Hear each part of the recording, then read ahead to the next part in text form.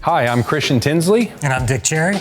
And we're here with Vanity Fair to talk to you about tattoo design. One of the things that we specialize in is creating tattoos for film and television. It sort of started back on a film called Pearl Harbor. We decided to create tattoos that looked like scratches and bruises and wounds. And so on that film, we created burns and scratches that could be applied to the actors every single day that looked the same. And from there, the company progressed into doing more graphical artwork that you've seen in XXX, Prison Break, Bullet Train, and Aquaman. We've specialized in coming up with methods of covering people's bodies with tattoos. I never knew fake tattoos would be a job. So when I was originally contacted to do this, I was floored by the fact that you could make a living doing it. I have no tattoos, but I'm a huge fan of the tattoo culture. So being able to emulate that in any way is something that I'm really excited about doing.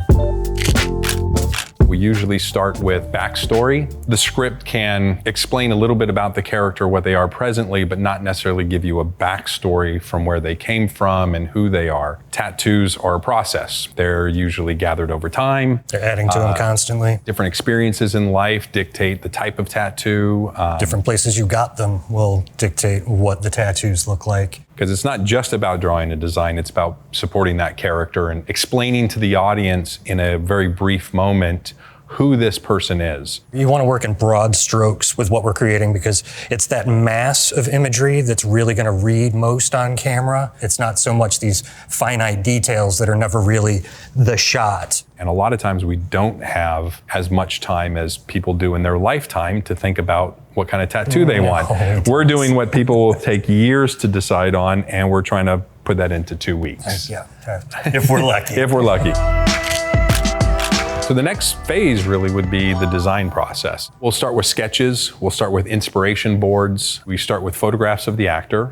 We'll do some broad stroke imagery. And that also gives us an idea on how we're going to chop up this tattoo in the long run, because we're always thinking that he's got to apply it when it comes down to it. Yeah, so it's like you've got to make this functional. You know, the best way we've described it over the years is it's taking a flat 2D image and wrapping it around a basketball. Like, how do you do that? If you're a muscular fella or woman and you've got a lot of bumps in your arms, it's going to make it difficult for that paper to start to hug that. We like soft people. Yeah, we definitely soft, shapeless doughy human beings are the best. Wonderful.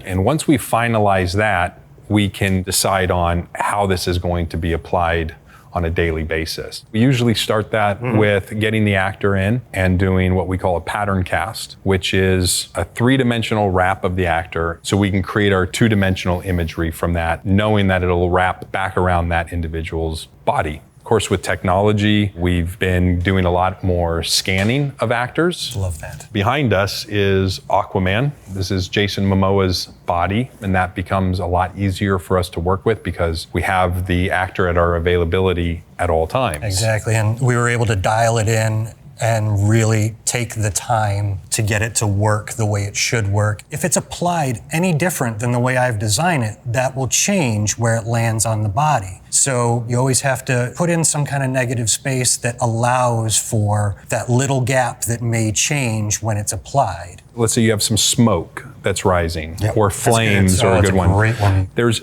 space in between those flames or in between those smokes where the skin's going to come through. We call that negative space, and those are great places where we can cut without actually interfering with the image. Yeah. You know, the other thing that we talk about internally that we don't normally share is the fact that actors adjust in size and weight before a film starts. So by the time we get them, weeks, maybe even months prior to shooting, they're still going through either special diets, exercise routines, or they're gaining weight. This makes adjustments to our designs that we've already started that we have to now compensate for, usually very last minute. It does make it for a difficulty at 4 a.m. It'll when make you're us playing. twitch. We'll see it. Yeah.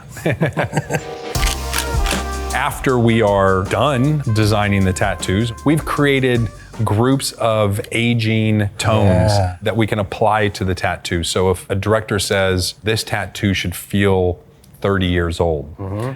We have presets in the software that we can apply to that artwork that then gives it an aged quality. Things like the ink looks like it's bleeding a little bit more into the skin, scarring during the process of the tattooing. Love that, because tattoo ink now is so dense and it's almost impossible to get out of your skin. But if you think of Sailor Jerry era tattoo ink, that stuff broke down and changed color. My uncle had a panther that was just a blob after a while. So they take on their own life in that skin. And depending on where you got the tattoo as well, you know, if you're in prison, your ink may be a different color completely. You're not going to have just... And they're using tools that aren't as professional. They're literally using pen tips and electric razors to get the needles to go in. And I've always told Dick, it's like, I'm really good at doing those designs because I'm not as clean of an illustrator as Dick. So it's like, if it needs to look like a bad tattoo, I got this one. I'll make it look blurry. After we treat the tattoos, then we go to a printing process with a special kind of ink that allows it to be water resistant, waterproof. The adhesives that we use are a medical grade that allows it to hold very well to the skin. Sometimes these tattoos, when they're applied, can last days, depending on the chemistry of the actor's skin, the type of environment they're in. Like if you're working 20 days in a row, correct, but you're in the winter in New York, they're gonna be different than if you're in 110 degrees in Florida. What kind of wardrobe they're gonna be wearing? Are they gonna be having suits of armor versus t-shirts and jeans, or no clothing at all? I think location of the tattoo is also something to consider, because if you're putting a neck tattoo on or hand tattoos, those are high traffic areas is what we like to call them, and they're gonna break down faster. It's one of the most common questions I get from other makeup artists when they call and say, the tattoos are falling off the hands constantly. I'm replacing them twice a day. Well, you gotta tell the actor,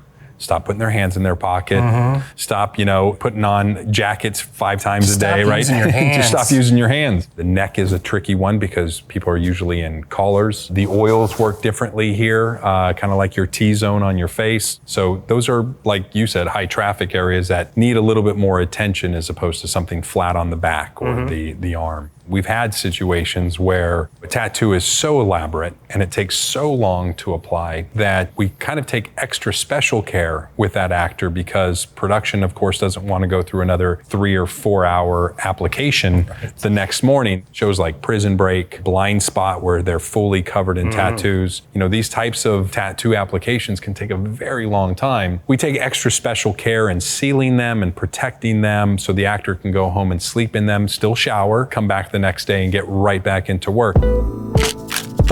Removal is another big aspect of what we do. It's something you got to be really, really careful with. You can really hurt somebody if you don't do it properly. And because the tattoos hold so well. Yeah. And by the end of the day, of course, the actor just wants to go home. It's been 14 hours already. And so it's common human nature to want to rub and scrub and think that somehow that exfoliation is going to get it done faster. And the truth of it is we essentially soak them. You let it sit for about 5 minutes, and then it all just sort of falls off. Yeah. One of the big challenges for both productions, finances, as well as our job, is to create tattoos for stunt people. And it's not just stunt people emulating the actors' fake tattoos. It's sometimes emulating the actors' real tattoos to be put onto stunt people. For example, in Bullet Train, Brad Pitt's tattoos in that film are all his own. And so we had to recreate all his tattoos to go onto the stunt double, as opposed to somebody like Tangerine or White Death, where we just had to create duplicates of those tattoos that fit the stunt actor. And another place that we use duplicating tattoos a lot are in commercials. Something that you think is LeBron James, but it's not. When you just see an arm coming into frame, or like you said, LeBron James, and you just need that shot of the lower half of the body, this is really where it plays into. Yeah. With the stunt tattoos and the recreating also comes into the idea that we've done shirts and things like that. So this all started back on a show years and years ago. It was a film called Torque. And I remember the producer coming to me and talking to me about the cost of all these tattoo appliques for the actors, for the stunt people, and that's kind of where the idea came from. Well, what if we could take a mesh type material and then slipped over the body to look inherently like their own skin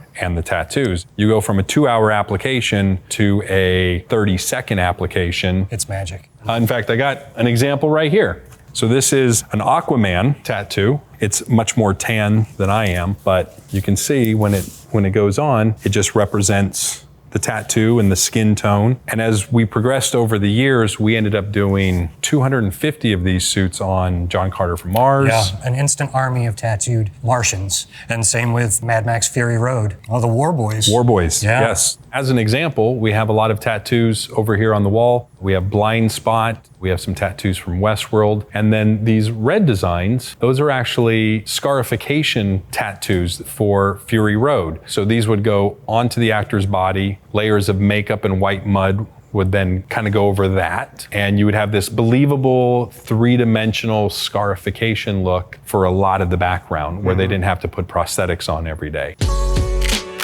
Part of the idea of wounds differently than graphic designs is you have to treat the tattoo more like makeup. One of the tricks with wound tattoos is to understand how color translates onto skin through transparency. So there are certain wounds that look better on different skin types. It becomes a whole trick in itself. It's an illusion. It's a magic trick, essentially. Well, what I also like about them is that you can get a wound tattoo to look raised using negative space. It creates the highlight, so the scab could look like it's butting up against something. And we can show you some examples of the tattoos. There's some scabs. So these are some of my favorites, the pimples. Right, pimples. Yeah. If you have to do acne, you get some little highlights in the middle there, some of the skin irritation, even with scab, this is a little bit fresher of a scab. Another great thing that we can always do is we can create aging with these wounds. So we'll create a scab that's more fresh, and then we'll start to diminish that scab and make it look more brown and yellow as it starts to heal. Always kind of fun and fascinating. It's so funny that you mentioned not being tattooed, because that's probably one of the questions that I get asked all the time. Well, how many tattoos do you have? 0. I'm like, 0.